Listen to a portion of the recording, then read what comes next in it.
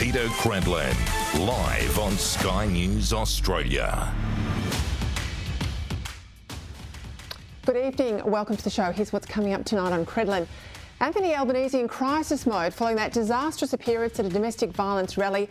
As new video emerges today and two witnesses go public, I'll get you across what's happened as pollsters say it's already hurting the Prime Minister's image. More handouts of your money as we drown in debt. The PM spending $1 billion today on quantum computing. Now, serious questions are already emerging about the company involved, given it was only registered in Australia just over a year ago. Plus, Chris Uhlmann will join me to discuss why our authorities seem to have such a hard time using the term Islamist extremism. Now, if we're ever going to stamp out what's happening, we have to be honest about the threat we face. And as community concerns about violent foreign criminals grows, the ministers who let them out of detention go to ground, hiding from the media as calls intensify for them to be sacked. It's clear to most Australians, in fact to every Australian, except for Anthony Albanese, that these ministers can't continue in their jobs. But clearly, this is now a matter before the West Australian court, so there's a limit to what we can talk about. Something's seriously wrong when a government demands and gets urgent new laws to deal with a serious problem, but then refuses to use them, especially when the government's bizarre failure to use these laws it said it urgently needed is leading to serious harm. Most recently, the savage bashing of 73-year-old grandmother and cancer survivor Mrs. Nanette Simmons by a Kuwaiti man who's no right to be in Australia. He arrived illegally, tried to stay, was rejected, and now refuses to leave. And he was only out in the community because the federal government had recently released him from immigration detention, along with 7 murderers, 37 sex offenders, and 72 other violent offenders into the suburbs. Now, this is a tale of epic incompetence. It just keeps getting worse. And all of this was predicted, only that it's no comfort now, of course, to the latest victims.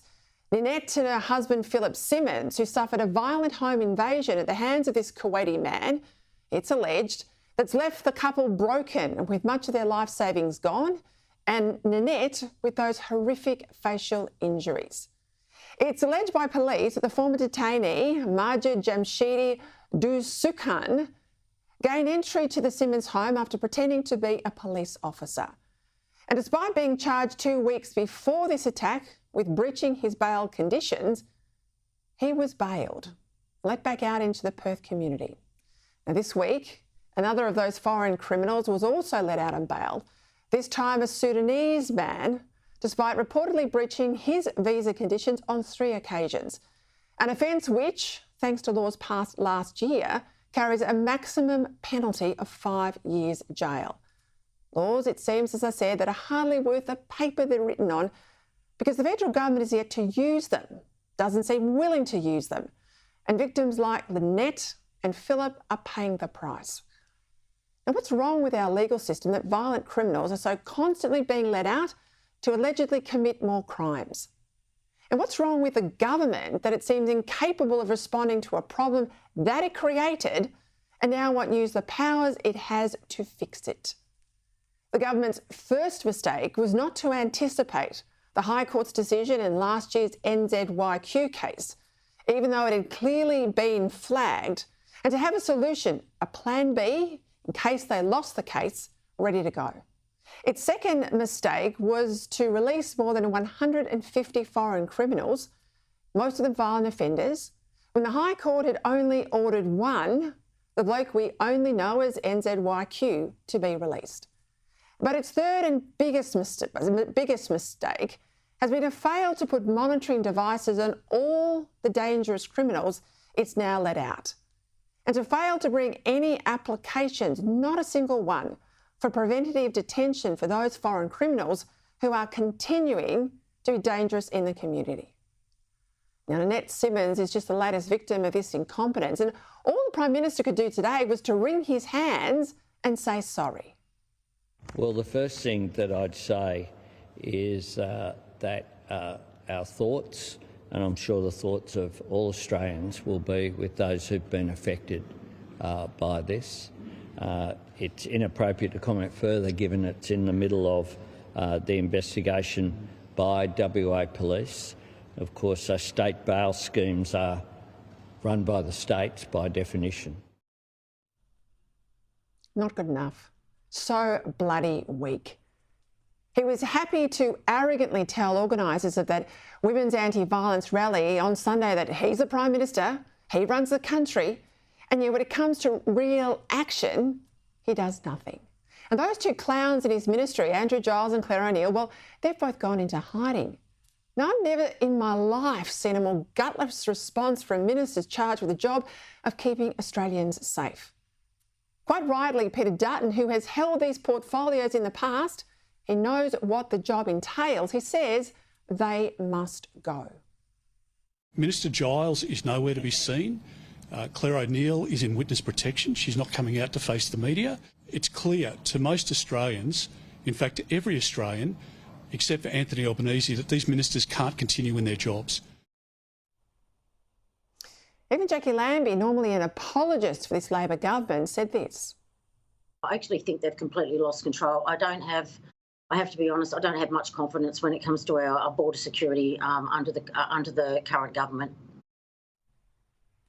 Ministers who keep getting it wrong and refuse to front up to the media to explain themselves should not keep their jobs. And a Prime Minister who refuses to take charge of a situation that ministers can't control and who refuses to replace ministers who are hopelessly out of their depth is a Prime Minister who is not up to the job.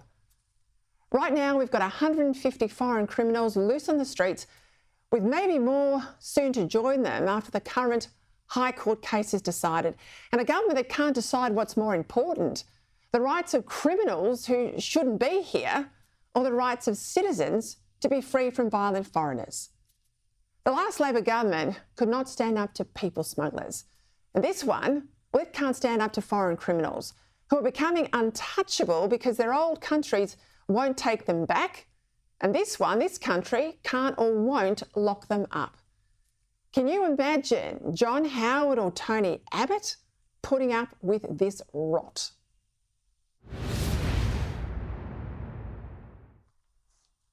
Look, more again today on the storm that's erupted from Anthony Albanese's appearance at that anti-violence against women rally in Canberra on Sunday. At the rally, the Prime Minister claimed he was originally barred from speaking. That's a lie, said Sarah Williams, one of the organisers. Albanese then said, so the organisers claimed, well, I'm the Prime Minister, I run the country. Well, pretty arrogant if that's what he said, and pretty easy to deny outright if he didn't. When that line was put to him, Albanese wriggled. So she said you're on the stage with her and there was confusion about, who was going to speak. And then you said behind her on the stage words to the effect of, I'm the Prime Minister and I run the country. Did you just say that? Well, Nat, I'm not going to get into, that sort of debate.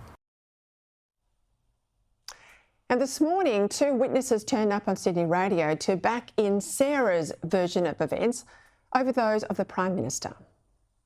We wanted him there, we really did, and to then see him, the body language that he used, the eye rolls, it just felt like, obviously we were all having an emotional response, but his response just felt like he put Sarah in a corner, and then all of a sudden, he gets up and stands there with the body language that he had, talking to, his advisors, and then being like, do you want me to speak or not? Like that, where the whole country's looking to him, and we just see him make a 23-year-old victim cry. Now, why this matters is twofold. First, this Prime Minister is again caught out being less than honest with the truth, like he was over and over again during the last election. When asked about it today, he still couldn't bring himself to apologise, even when caught out. Will you apologise to Sarah Williams? With regard to Sarah, I wish her well. I wish her well. People can see the video for themselves. They can see what people said and what people didn't say. And the second thing, the utter hypocrisy and partisanship of Labor here. Labor went after Scott Morrison relentlessly, yet here, rather than cop the mistake and apologise, Albanese's trying to tough it out. And look at Labor in Victoria on women. Hypocrisy here too. Labor frontbencher Darren Cheeseman, a former federal MP, now state MP, thrown out of the ministry late on Friday night after unspecified allegations of bad behaviour by a female staffer. Yesterday, when questioned why he was still a Labor Party MP, the Premier dodged the issue. Well, fast forward to today, and Cheeseman's now been thrown out of the Labor Party after a second allegation emerged. Again, unspecified as to detail, but involving another female staffer. Now, it must be bad to have ended his political career, but when pushed on why the police are not involved, the Premier said this. I'm not going to go into details of the private conversations I have with my colleagues, other than to say there was a very strong view that the action that I was proposing to ask for the member for South Barwon to resign from the Parliamentary Labor Party was one that was very strongly supported. The allegations are of a nature that don't require the involvement of Victoria Police, as I'm advised. Is this a cover-up? I mean, if it's bad enough to get him sacked, surely it should be referred to Victoria Police. But just like Craig Thompson in the shocking Gillard era, like Will Fowles, another ex-state MP in Victoria like Jackie Trad, the former Deputy Premier in Queensland who gets to keep a corruption watchdog finding secret, Labor's got double standards when it comes to the behaviour of its MPs and the rest of the community. Do as I say, not as I do. That's the modern Labor hypocrisy for you.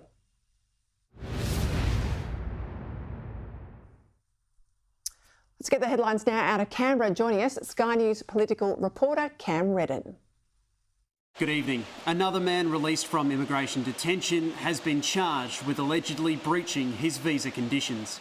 Police allege the man, originally from Sudan, breached his conditions 3 times in the past 10 days by not adhering to a curfew. The latest detainee drama heaping more pressure on Home Affairs Minister Claire O'Neill and Immigration Minister Andrew Giles. Those ministers are doing an excellent job. Sky News understands another detainee, charged over a violent home invasion in Perth, was not wearing an ankle monitoring bracelet at the time of the alleged incident. I want to see the Prime Minister sack the 2 ministers responsible for this dreadful circumstance. They will be continuing in their roles, and Peter Dutton another day, another bit of negativity. State and federal leaders will search for immediate actions they can take to address the domestic violence crisis at an urgent National Cabinet meeting tomorrow morning. This is an issue which is long-term, but we also need practical, immediate measures. More than 24 Australian women have been killed by men so far this year. The Prime Minister and Premiers will share ideas and reforms in search of the gold standard approach to stop the violence and save lives. We want to work shoulder to shoulder with the government. Australia has inked a $1 billion deal in hopes of taking a quantum leap in computer science. The Queensland and Commonwealth governments have gone in together, investing in the company PsiQuantum. It's attempting to build the world's first error-free supercomputer capable of solving problems too complex for the human brain. AI and computers at the moment can achieve a lot, but they're going to hit a ceiling, and quantum computing will break through that. For more on the detainee issue and the government's response or lack of response, I'm joined now by Sky News political editor Andrew Clennell. Well, thank you for your time as always, Andrew. A woeful one-line apology from the Prime Minister today to that elderly Perth couple brutalised in the alleged home invasion involving yet another foreign criminal freed by the government. The ministers responsible, Andrew Giles, Claire O'Neill, well, they're missing in action again. I mentioned this at the top of the show. I've never seen anything like it where ministers are in the hot seat like this, but they won't front journalists like you and at least assure Australians they're doing what's needed to keep them safe. Yeah, it's a terrible look. And if that's not your job as a minister in those sort of hotbed portfolios, what is? I mean, I can think of a number of them over the years. Your Philip Ruddicks, your Amanda Vanstones, who had to come out and take the heat. The joke was John Howard put all the moderates in that immigration portfolio to have them cop the heat. But, you know, I was part of covering those sort of ministers. They didn't run and hide, you know. This is crazy. I mean, I just can't understand it at all. I mean, maybe the Prime Minister's office is encouraging it, but I suspect that the ministers themselves don't really want to get out there. The last time I remember them doing a press conference was in Canberra. I went and that, you know, they sort of walked off from that pretty quickly. I mean, unfortunately, you get a bit found out in these sort of portfolios, unfortunately for them on a personal level, and I think that's really occurred here. And you've been calling for a reshuffle for a while. I don't think the PM has a choice now. I mean, what is the point? I mean, a federal government is not usually in charge of community safety, but on this occasion, they are when it comes to these immigration detainees. And they've set up their so-called Community Protection Board, this process. They've rushed through legislation to try to have these detainees re-detained. And yet they're not out there explaining to us what the delay is, what actions they are taking. They're getting the departments to respond to us as journalists. There's no way that this passes the pub test for the public. And in relation to the Prime Minister's comments, I too was taken aback, Peter, by how he sort of said it's a matter before the courts. I can't say too much. I mean, couldn't you say, if these allegations are true, this is truly shocking. We're working night and day to attempt to find a way to, you know, re-detain those who are seen to be dangerous out of this cohort. I think at the end of the day, it's hard to escape the conclusion that the government's real belief is that a lot of prisoners get out of prison and this cohort's no different. I mean, you start to think that's their view, as opposed to that these people need to be re-detained because they're not doing anything about it. I am shocked, though, that the Prime Minister's office, having fought hard to get this legislation through late last year, it was emergency legislation, we were told it had to go through the Parliament quickly, that you know, you've got bad ministers here, sure, but in the end, it rests with the Prime Minister to take charge of the situation. If he won't sack them, then he's certainly got to get his office and himself to be pushing and prodding and dragging out some sort of preventative detention order. I am very surprised. We're now May tomorrow, and there has not been one application under the regime that they demanded, that they said to journalists like you last year was so urgent, it had to go through the Parliament in basically 24 hours. I think that's a shocker. Hey, I've just got to pick up... Sorry, Andrew, you go. Yeah. Well, I was just going to say the Community Protection Board, I reported today, they have put forward recommendations for more than one application in relation to re-detaining people, and that clearly hasn't happened. Now, whether the lawyers are sitting there arguing, it's your job as a minister and Prime Minister to get it past the lawyers and say, hey, look, you guys got to act on this. We've got to do something about this. And I just, again, regarding the Prime Minister's reaction, where's the shock and horror? I mean, you've seen the picture of the lady who's been assaulted. Where's the, at least saying, if this person is found guilty about this, I hope they get a lengthy jail sentence? It just seemed a bit kind of cavalier, really, the response. Look at that. Well, I think the same could be said of what we saw there on Sunday night or Sunday day, at the rally, and then the response yesterday, that the differing events or recollections, let's call it, between the organiser and the Prime Minister. Interestingly, this is already starting to be a bit of a problem that's showing up with pollsters. Have a listen. I'm happy to know what we intend to talk with the ministers, hear what they have to say, and then we'll consider the decision of them speaking about 10 minutes.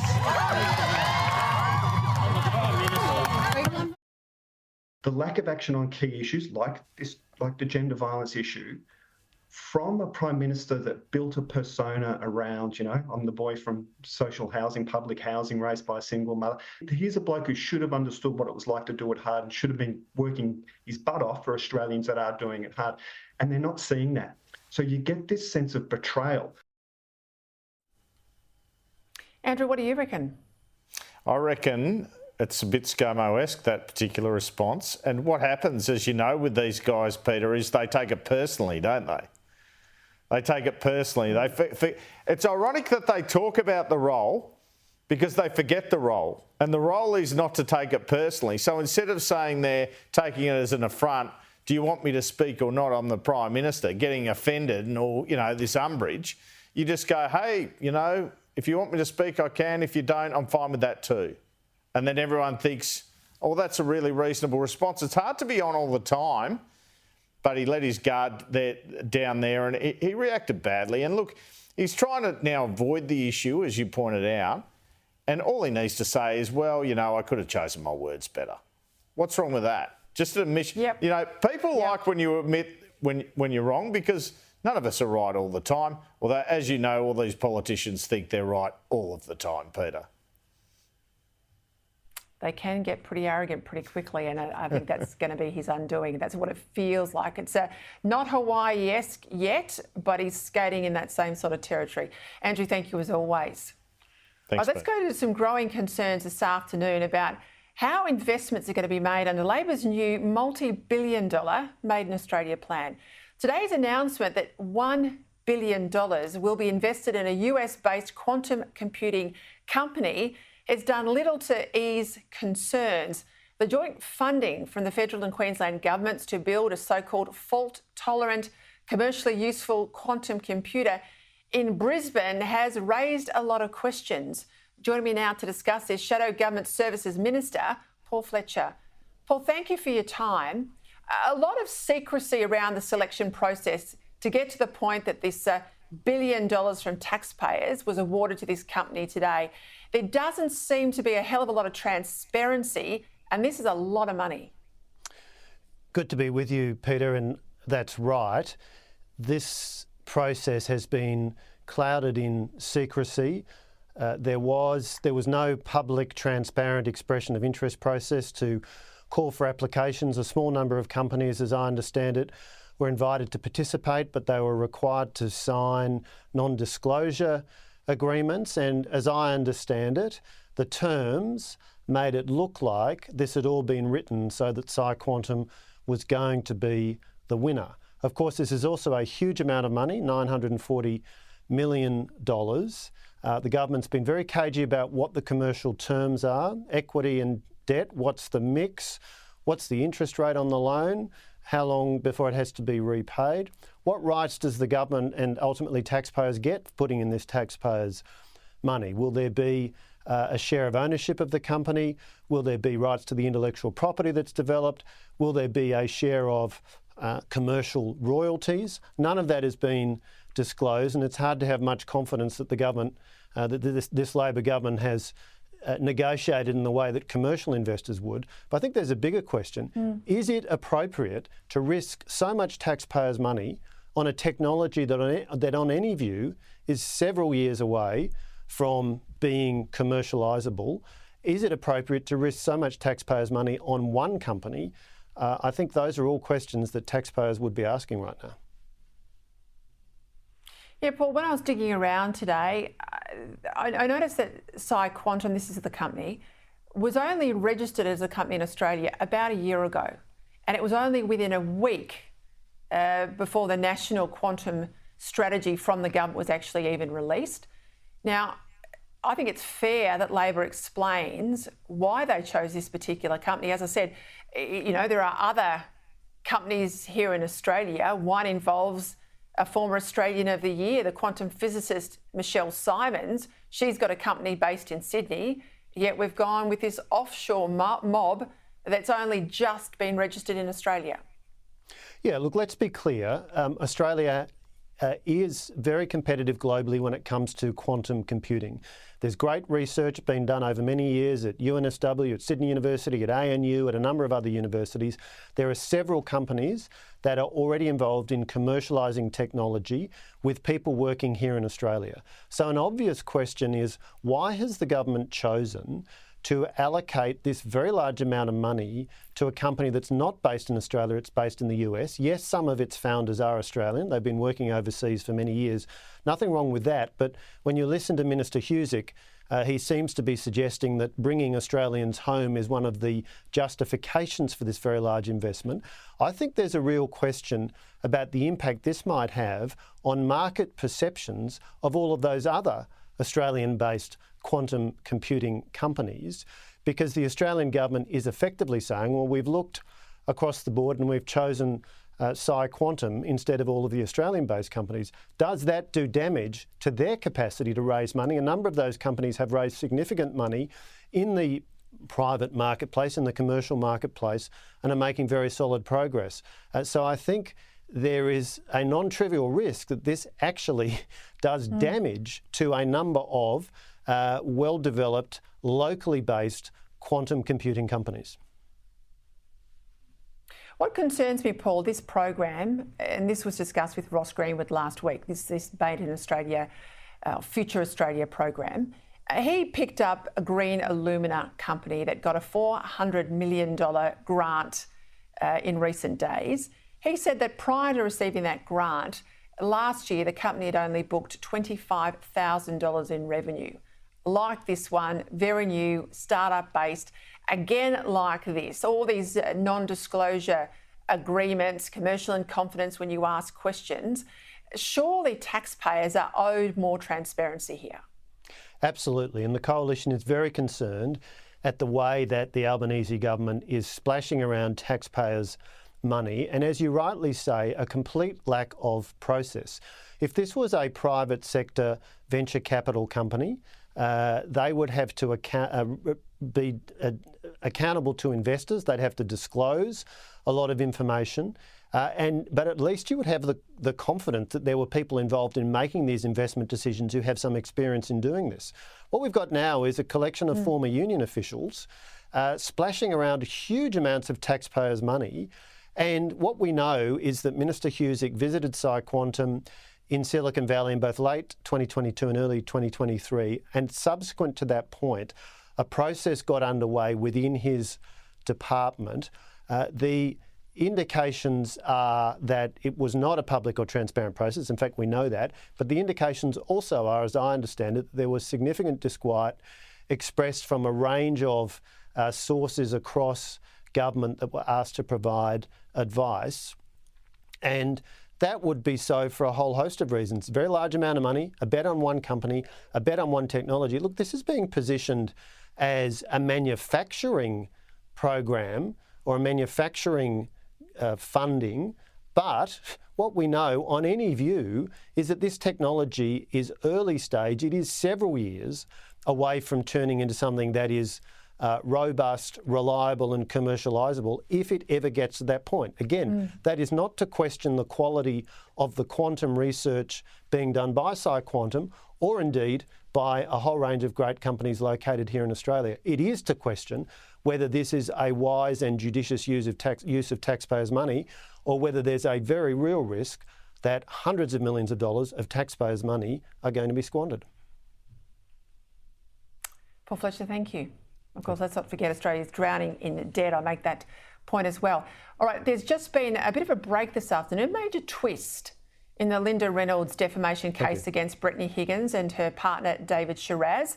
During a directions hearing in the WA Supreme Court today, Shiraz issued a statement on social media saying he was no longer contesting the case.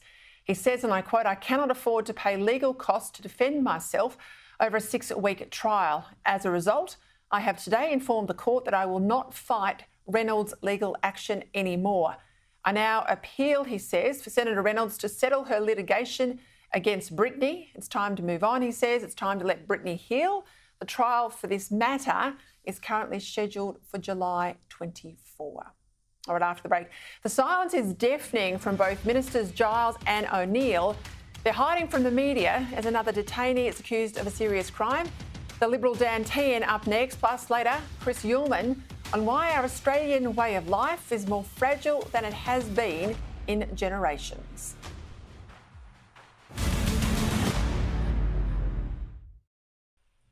Welcome back. Still to come, the erosion of Western values. Now, we've seen it happen across Europe, and sadly, it's becoming more prevalent here.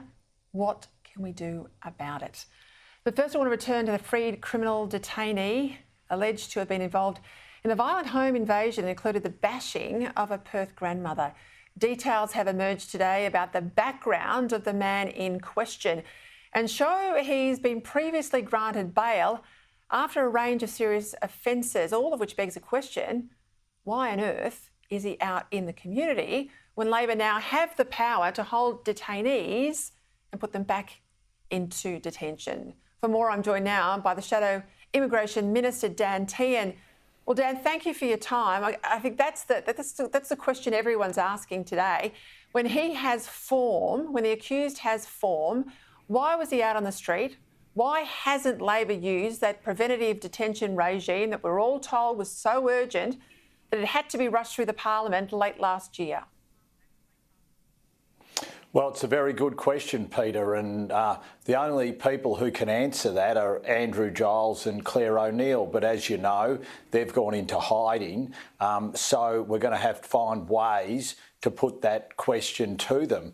But as importantly, we're also going to have to ask the questions as to why the Commonwealth didn't oppose bail for this individual. And as we've seen reports come through today, he was required to wear an ankle bracelet up until he went to these court hearings for breaching his curfew requirements. Then he wasn't required to wear an ankle bracelet. That was after Andrew Giles botched the first issuing of visas. So Andrew Giles needs to answer the question, why was he required to wear an ankle bracelet, and then after he broke curfew wasn't required to wear an ankle bracelet because he wasn't required to wear an ankle bracelet when he committed that alleged offence. Hang on, Dan Tehan, that is new information tonight. So he was obviously being monitored because they could see that he breached his curfew, and he was charged with breaching visa conditions, one of which included being held to a curfew. He fronts court.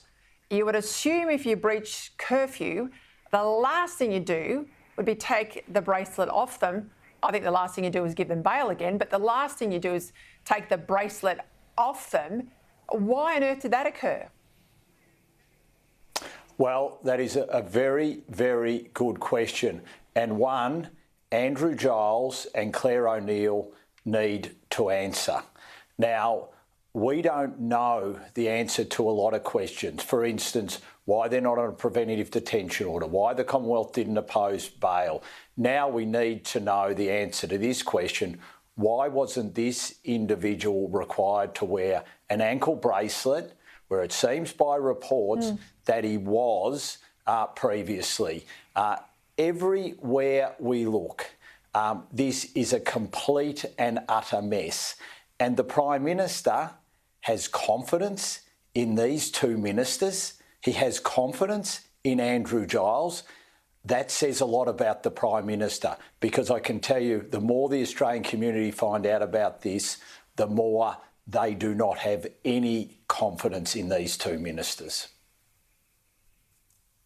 We find out too, though, since the 19th of April, 5 other men have been charged with breaching curfew, right? So they have not been locked up. They are all out in the community, aren't they, Dan Tehan? So what's going on here?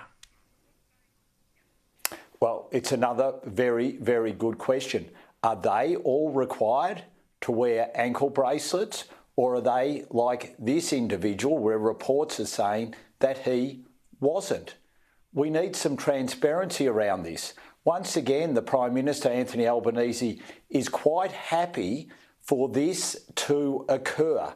After promising to be a Prime Minister where transparency would be at the heart of his governing, he has not told the Australian community any information about what is going on. The only way we are finding out anything about what these 154 detainees, hardened criminals, are all doing is through the media.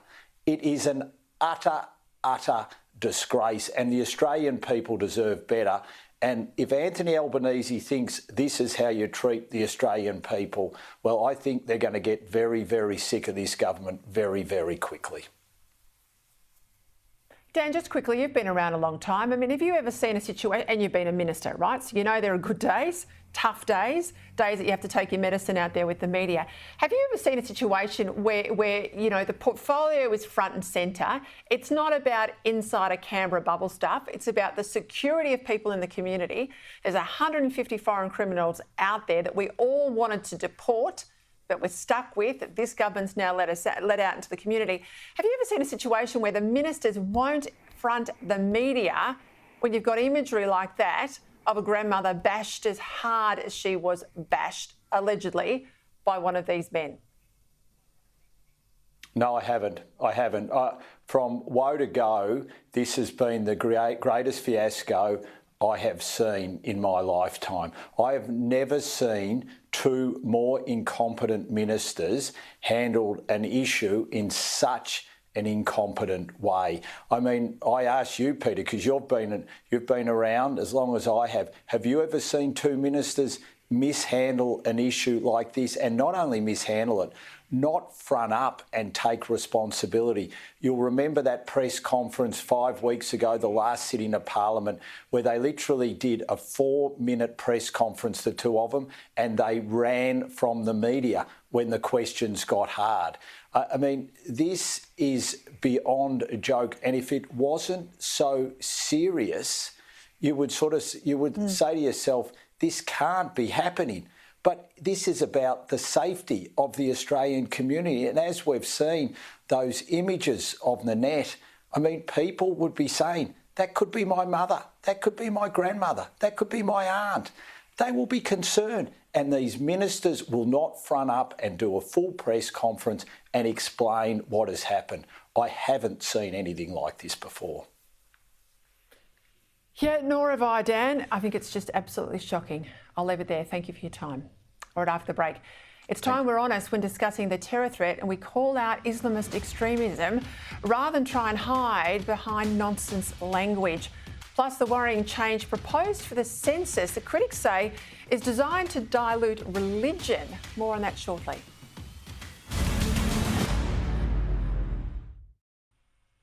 Welcome back. Still to come, another row has erupted, this time between Ireland and Britain, as the influx of illegal migrants goes from bad to worse. But first, for anyone who's been paying attention over the past few weeks, and really since October 7, you know our social cohesion in Australia has been under extreme pressure. For a country that's always prided itself as being welcoming and tolerant, we're now seeing foreign animosities play out in our streets, from Western Sydney to the Melbourne Town Hall, in suburban synagogues, churches and mosques, and at the steps of our iconic Opera House, of course.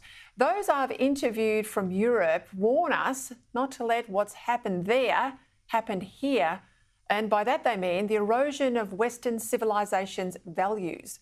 Joining me now to discuss how and if we can change course, Sky News contributor Chris Uhlmann. Well, Chris, welcome. I've always thought we were a bit removed from what's going on in Europe, but that's not really the case anymore, is it? Well, Peter, it was always going to be a long-run question for a multicultural society, and that is, how do we find a sense of common purpose, particularly when we're constantly told to celebrate the things that divide us.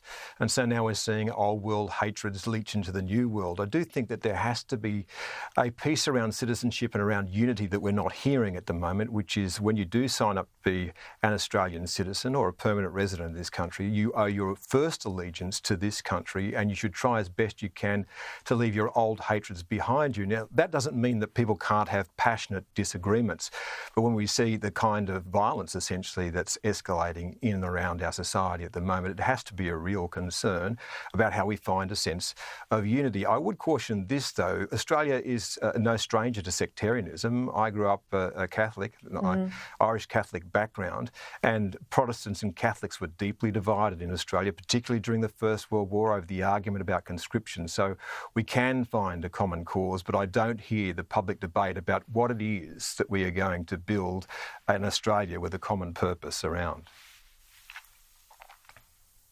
Well, regardless of your religion or even the case of no religion, our institutions are built on Judeo-Christian values, right? That's a statement of fact. rule of law in particular, our parliamentary institutions, freedom of speech, freedom of religion.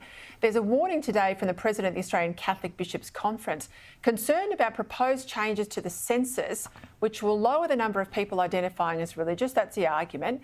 Now, I've had a bit of involvement in the past in the census process. Governments are heavily involved here. This is not a bureaucratic mistake that they're putting questions in there that are trying to shape a different view, particularly of religion. Is this a concern?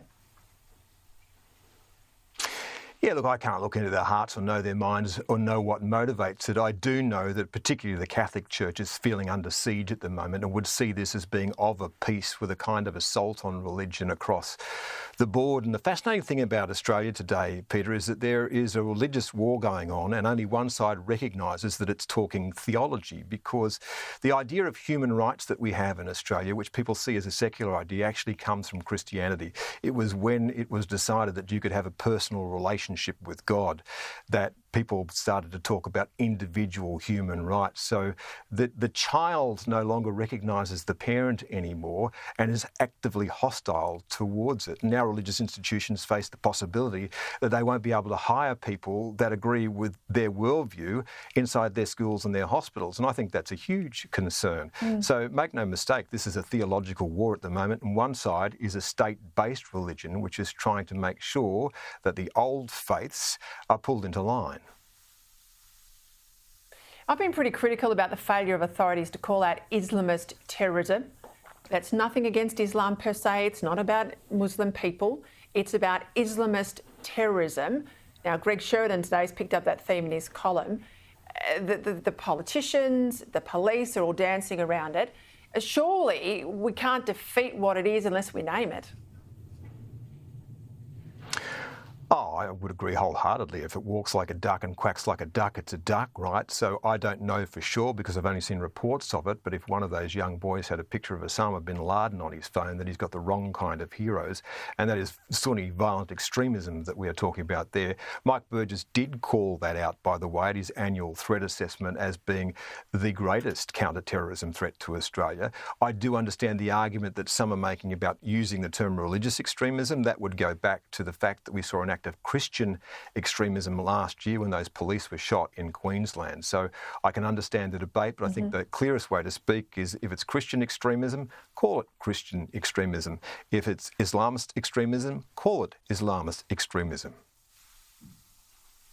Talk to me about China. You wrote a crack of a piece in the Australian over the weekend about just how susceptible we are from a cyber attack out of Beijing. We talk about, Defence Force preparedness, but we are vulnerable when it comes to our cyber networks, aren't we? Yeah, there's a conflict already underway inside our borders, and that worries me to some extent more than how we're going to deal with the one external to our borders, because I don't think Australia faces an imminent threat of an invasion. But what's happening is China is pre-positioning virtual bombs inside our critical infrastructure. How on earth is that the action of a friendly nation? It is preparing for a war, and the first we might know of it is when the lights go out and the dams burst. This is what modern warfare is about. I saw some of this in Ukraine last year. So there's two fronts that really bother me, Peter, where I don't think that we are really being well served. One is the information war, which rages every single day from hostile countries, and the other is the cyber war, which is underway. So I do hope that the federal government is looking at that. I know they've got a program called Red Bridge. I'm hoping that we are planting a few bombs in their networks. And surely, though, if we are going to cooperate where we can and disagree where we must, when the Chinese Premier comes to Australia, what are your first points on the agenda be, Peter? I've got a fairly solid point of disagreement with you, and that's stop planting bombs on our critical infrastructure. Well, we'll see what happens when he does arrive. Chris Uhlmann, thank you. Great to have you on the show as always.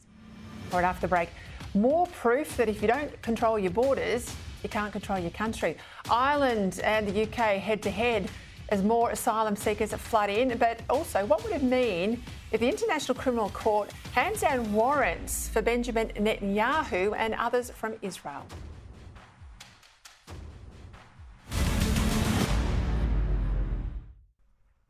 Welcome back. Let's bring you my international panel now. Sky News contributor Kosha Garda, former Labor MP Michael Danby, Well, Michael, this row over asylum seekers erupted between Ireland and the UK, with Ireland concerned there's an uptick in migrants crossing the border from Northern Ireland is perhaps a result of people trying to avoid deportation to Rwanda.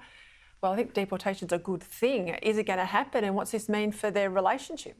I think the whole future of Rishi Sunak hangs on whether he can actually get some of the people who most people in the UK and Ireland don't want there, people who come across from France who are not pre-approved beforehand. No one's against immigration or good immigrants, but the idea of getting them to Rwanda is the same as us having places in Manus and Nauru. And people, therefore, putting pressure on Ireland because they fear being sent to Rwanda, which is a perfectly good country, and the circumstances that I've seen seem to be that they would be well treated. And they've got to do something. They've got to do something. Hey, another Scottish minister has gone under a bus.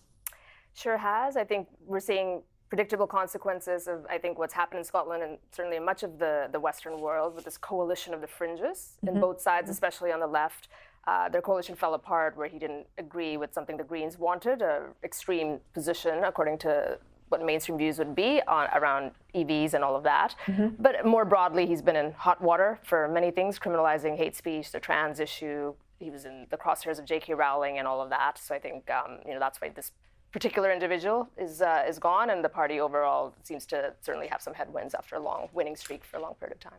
And I think it pushes off devolution, doesn't it, when they can't get their house in order? Very good, Kosh. You didn't even mention his name. That's quite well done. Hamza Yousaf. There he is. Hey, just quickly, the International Court of Justice, or International Criminal Court, beg your pardon, different beast, but there's talk of warrants being issued against the Israeli Prime Minister and other senior officials. I mean, is that going to play out? And if it does, what does it mean for running the country in the middle of a war? Well, Peter, you know what lawfare is. This is the international version of it. This is an out-of-control agency that has got no evidence, has asked no questions, has not been fair to both sides. The International Court of Justice is a different beast. The Israelis have appeared before that, and they have made various statements about Gaza that the South Africans had the right to make an appeal. They did not say that there was proof of genocide. But the International Criminal Court, it begins with Israel, but it'll go to the United States next. And it'll come to Australia and all of the Western democracies. It's a terrible idea, and both the US and Israel are not signatories to it. The US Navy, after 80 years, is back in PNG. Yes, I think this signals the growing dominance and influence of China, as we know. People are... So this is a preventative measure? Preventative thing, deterrence through, exercising our military muscle, all of there. And, that makes sense as China grows. But I think the overall backdrop is the US is weaker. The leadership doesn't exactly come across strongly right now. And it's getting stretched too thin with its involvements in these different parts of the world. So that's something that worries people. But for now, at least, it's one step towards the deterrence. But Jack Keane's right, Kosher, isn't he, that the US doesn't have enough defence expenditure. They're spreading out their fewer and fewer assets to more and more bases. That's understandable because they want to diffuse where the Chinese can hit. But, aren't spending enough to build the Virginia-class submarines for themselves, let alone the ones that have got to come for us. They're only going to build one this year. Wow. Come on, Joe Biden, lift your game. They're running out of money. That's the issue. Yeah. That is the issue. And, of course, we've got all these issues with Ukraine too, haven't we, Michael? We have. We gave $100 million and we can't, sorry to jump in, we can't even open our embassy there. That is just embarrassing. Well, it was embarrassing that Richard only went to Lviv. I went to Kiev. You just get on a train and go there like President Biden did, like Boris Johnson did. It's, very strange not to go. It's just inside the border, isn't it? It's just inside. I mean, what was he afraid of? And it's an example of why that ambassador of ours, amongst the 52 countries that have got their embassies back there, isn't there. The DFAT has got an obsession against Ukraine, and I wish Richard would just tell them to re-establish the embassy there. How can we not have an embassy there? It's the centre of the world's biggest conflict. Yep, grow a backbone. Grow a backbone. Thank you both. All right, that's it for me. See you tomorrow night at 6. Here's Andrew Bolt.